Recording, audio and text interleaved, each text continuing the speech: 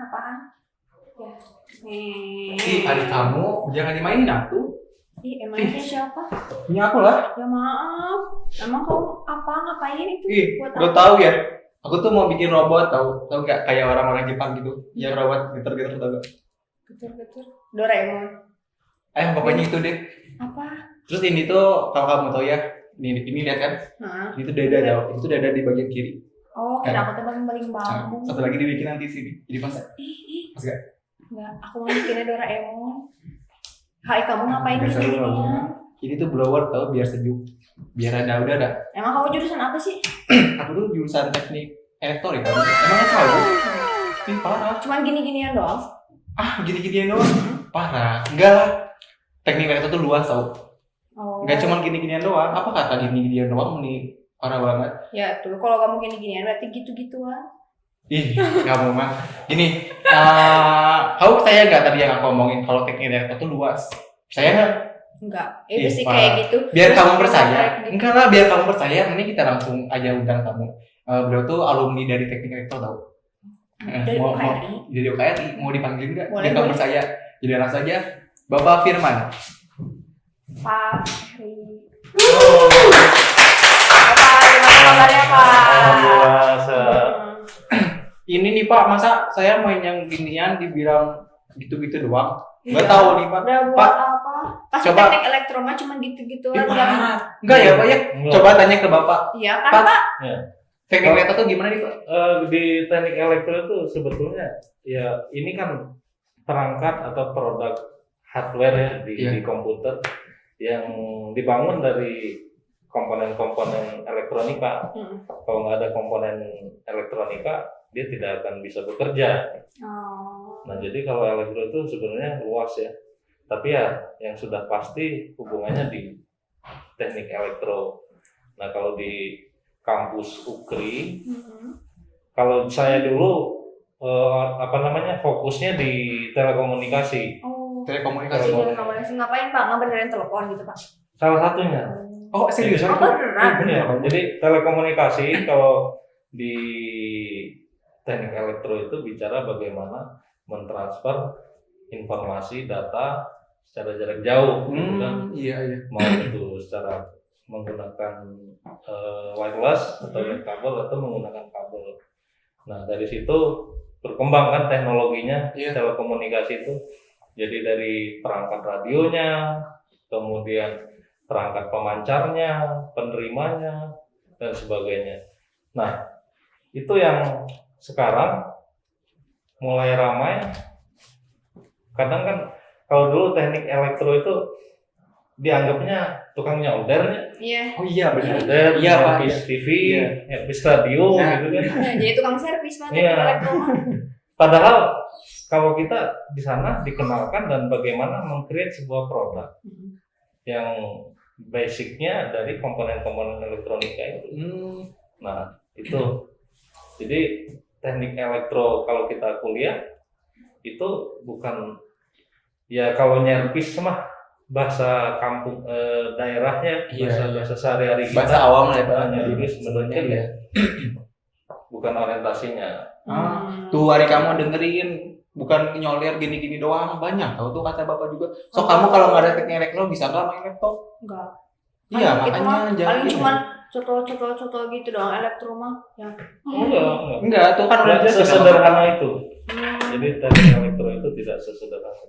Walaupun ini komputer, orang anggapnya komputer bidangnya orang teknik informatika. Untuk yang membuat itu kan dari komponen elektronika itu orang-orang yang punya pemahaman di bidang elektronika. Dengar nggak? Terus Pak kalau misalkan katanya kalau di teknik itu lama lulusnya, emang itu karena penyebab jadi masuk teknik elektro jadi lama atau gimana Pak? Atau Bapak sendiri gimana Pak pengalamannya? Nah, kuliah itu kalau saya secara pribadi menganggap bagaimana kita sebelum kuliah itu punya cita-cita. Memang saya dulu punya cita-citanya jadi insinyur. Saya juga nggak tahu itu dari siapa yang mengilhaminya. Tapi zaman saya masih kecil dulu sangat terinspirasi dengan Bapak B.J. Habibie ya.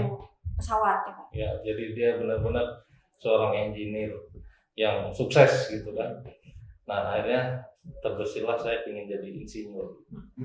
Nah kemudian saya kuliah ngambil teknik elektro. Ketika kuliah di teknik elektro, akhirnya dinamika kehidupan kita ya sebagai mahasiswa itu kan berkembang ya. Jadi bukan hanya ke kampus, ketemu dosen, kuliah, pulang. Kebetulan saya dulu pendatang di kosan gitu.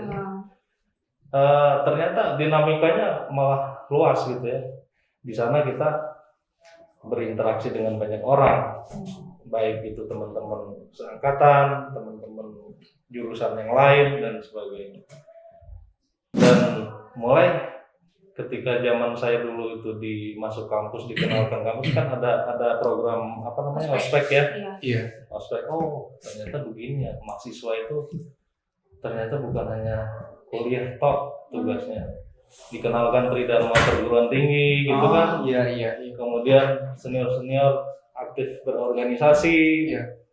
Kemudian ada yang aktif di himpunan waktu itu, kemudian di unit-unit kegiatan. Dan akhirnya saya pahami bahwa ternyata saya kuliah bukan hanya target untuk mencapai cita-cita saya itu berbekal dengan sebuah selembar ijazah, tapi saya harus punya kemampuan yang lain.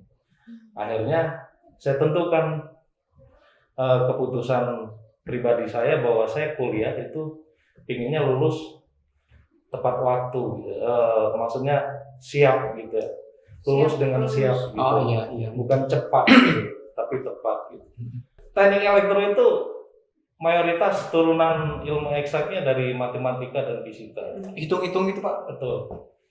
Dan jeleknya saya itu kalau saya dulu kalkulus atau fisika atau matematika teknik itu C, saya itu pengen ngulang. Perfeksionis berarti Iya, ya Pak? pengen dapat B lah gitu. Iya. Karena dulu 4 SKS. Tapi tahun berikutnya saya ambil masih segitu-segitunya ya. Masih C gitu Pak. Masih C. Masih C. Jadi saya habiskan penasaran saya itu. Akhirnya saya kuliah 8 tahun. Nah, hari-hari saya isi karena di kampus itu dinamika kehidupan mahasiswanya ramai. Jadi bukan hanya aktivitas kuliah, tapi berkegiatan itu banyak sekali zaman saya dulu. Akhirnya saya belajar berorganisasi di kampus. Alhamdulillah karena saya dulu teknik elektro, saya masuk himpunan teknik elektro. Kemudian tahun ketiga saya dipercaya jadi ketua himpunan gitu kan, ketua himpunan elektro. Kemudian saya mulai dari situ. Oh ternyata berorganisasi itu seperti ini. Jadi bagaimana kita berinteraksi dengan teman-teman satu tim dalam mencapai sebuah tujuan gitu kan. Oh iya. Nah akhirnya setelah di himpunan saya merasa, karena kalau di himpunan terbatas waktunya ya, kepengurusan 1 tahun. Kebetulan kalau zaman saya dulu 2 tahun diperpanjang gitu biar maksimal. Nah setelah itu saya merasa saya masih haus ilmu. Karena akhirnya saya putuskan saya masuk UKM waktu itu, Mapagri. Oh itu ya. Nah Mapagri itu mahasiswa yang naik tebing gitu ya Pak? ya, mahasiswa pendaki gunung dan penempuh rimba gitu ya. Mapala, nama umumnya Mapala. Nah di situ baru saya sadari bahwa ternyata berorganisasi itu bukan hanya teori dan praktek. Nah pemahaman ini saya kolaborasikan. Saya kan kuliah di teknik elektro, dan kalau seandainya pun saya kerja, positioning saya itu bukan seorang staff gitu ya. Minimal asisten supervisor. Kalau saya lulus gitu kan.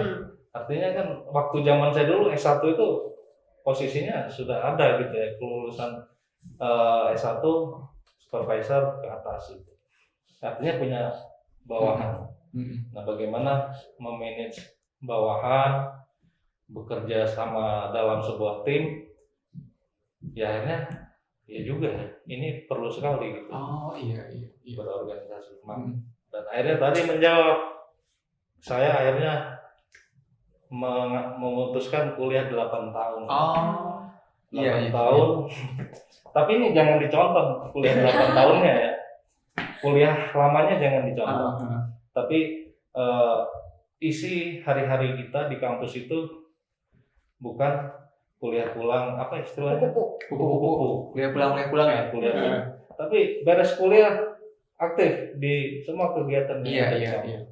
Biar menambah hasanah ilmu kita, dan ingat bahwa kita adalah makhluk sosial, gitu ya, makhluk sosial yang sangat dibutuhkan berinteraksi dengan orang lain. Iya.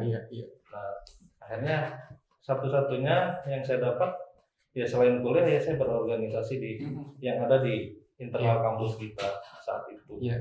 Oh, jadi pada akhirnya sebenarnya kuliah itu bukan cuma tentang belajar aja nih, tapi di sisi itu kita tuh harus mencoba pengembangan diri nih, kayak tadi berorganisasi, terus yang asalnya kata bapak nilainya C, tapi bapak itu merasa nggak puas nih, terus pengen dinaikin lagi nilainya jadi minimal B naik.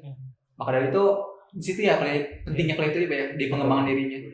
Bahkan bapak sampai lulus 8 tahun ya, Pak ya? 8 tahun. Saya sampai rajin banget sama orang tua saya. Lebih baik gitu Pak, atau gimana? Itu tadi saya berpikir bahwa kuliah tepat waktu. Tapi tepat waktu bagi saya itu ketika saya sudah siap. Iya. Ketika saya lulus, saya bertitel seorang sarjana, saya sudah punya basic pengalaman di berorganisasi. Karena berorganisasi itu secara manajerial, kemudian leadership juga dibutuhkan. Iya. Kapan kita mau belajar leadership?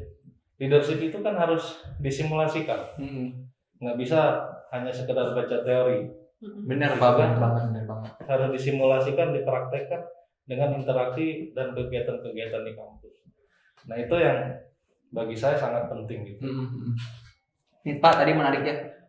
Tadi kan Bapak ngomongin ospek ya. Pak, kalau dulu ospeknya kayak zaman sekarang nggak Pak? Misalkan lagi ospek dikasih makan bubur kacang ya, kacang hijau. Tiba-tiba pas udah beres makan ada kaos kaki gitu-gitu nggak Pak sih? Atau disuruh pakai baju-baju aneh-aneh gitu Pak? Yang misalkan gitu deh Pak. Gitu kan sih dulu. Kalau zaman saya 99 yang masuk kampus itu nggak terlalu dijailin secara penampilan. Tapi konten kegiatannya yang luar biasa. Zaman dulu kita digembleng gitu. Kami dulu ospek di kampus itu tidur. Di kampus Tidur ngapain dulu? Tidur doang Pak? Tidur. Jadi diasramakan di kampus. Jadi nggak pulang. Oh, jadi nginep di kampus ospeknya. Nginep doang gitu Pak? Atau nggak ada ngapain gitu Pak, disuruh ngapain? Ya kegiatannya banyak. Ya dari pengenalan kampus, dari prodi, fakultas, statuta, terus proses administrasi, ngurus SKS, perwalian, kemudian dapat nilai dan sebagainya. Kemudian yang kedua pengenalan apa aja yang ada di kampus itu, jurusan, kemudian ada organisasi-organisasi mahasiswanya, semua dikenalkan. Nah selebihnya kontennya itu mendidik karakter kita gitu ya, dari baris berbaris gitu kan. Kemudian kedisiplinan, keberanian, kebersamaan. Nah itu semuanya dipadukan di kegiatan ospek itu.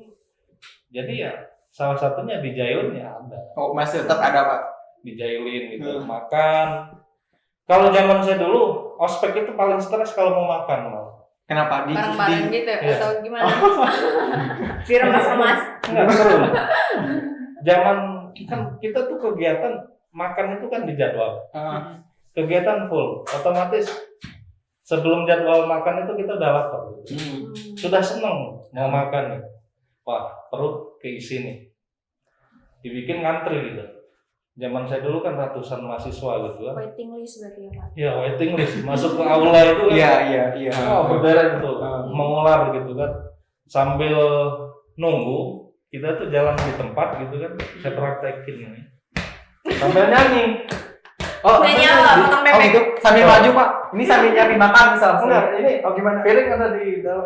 Di dalam sana. Gini. Saya lagunya aja masih itu loh sekarang. Nyanyinya tuh sebelum kita makan bebek. Kira potong bebek. Sampai saya hafal. Iya. ngantri gitu ya, satu-satu masuk ngambil nasi, ngambil sayur, duduk di kursi. Nah ternyata bukan hanya makan di situ, kita ditertibkan dulu berbaris, kemudian tata cara makan gitu kan, duduk siap, sampai table manner diajarin. Wih, keren ya aspeknya. Cara makan yang benar tuh bagaimana? Iya. Gitu kan, badan harus tegap, piring udah dari depan, ngambil dengan sendoknya harus seperti apa, masukin ke mulut. Nah, kemudian cara makan buahnya, makan kerupuknya gitu kan, minumnya itu diajarkan gitu waktu itu. Nah, ternyata di waktu kita makan. Iya. Di waktu. Berarti kalau Kedisiplinan berarti ya.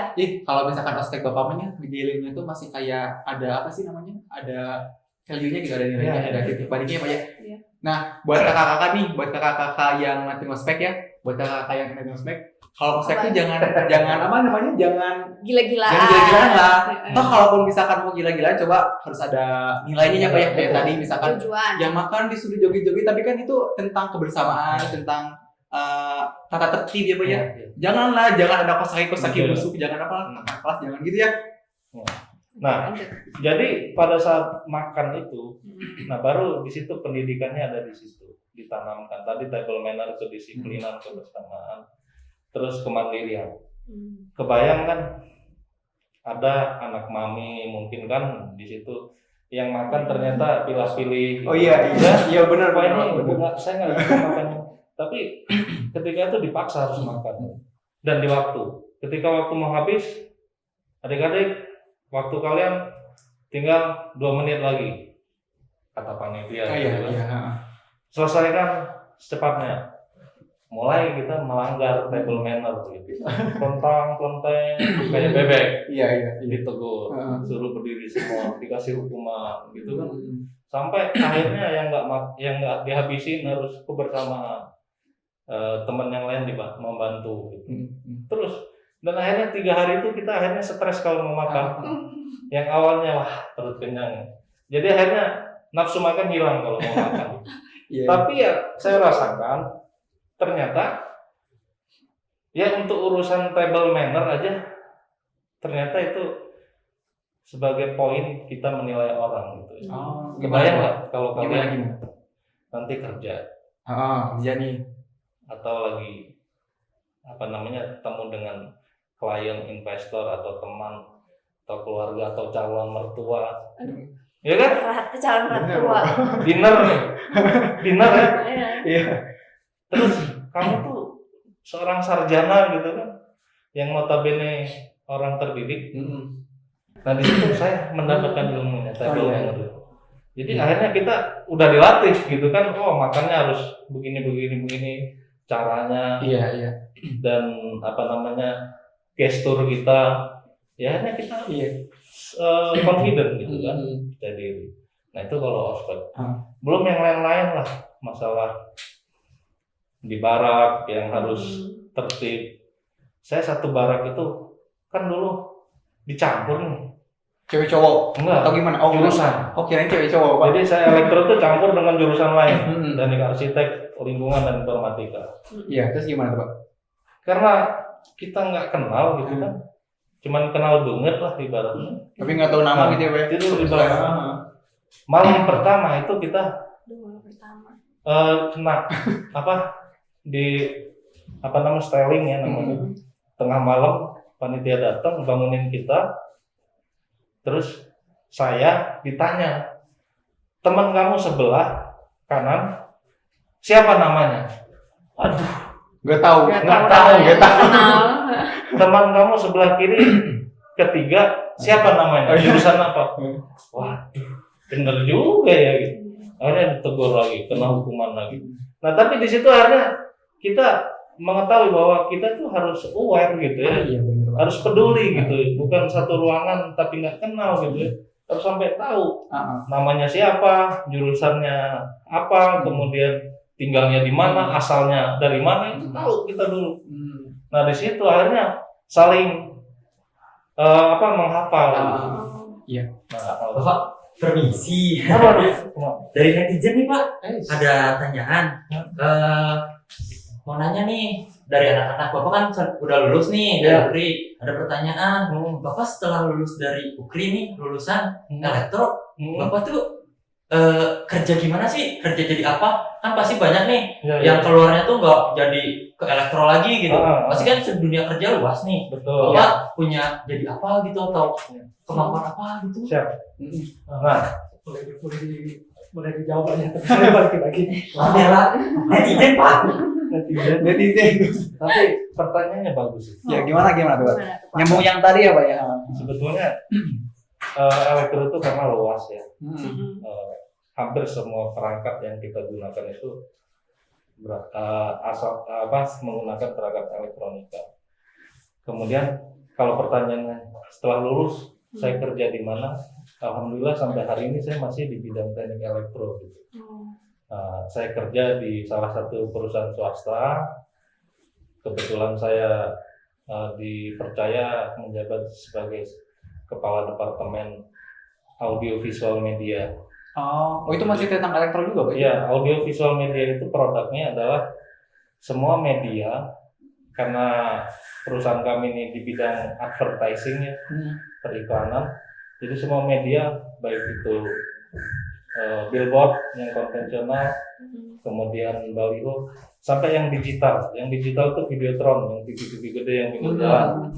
Kemudian display TV-TV kecil yang disebar di beberapa titik.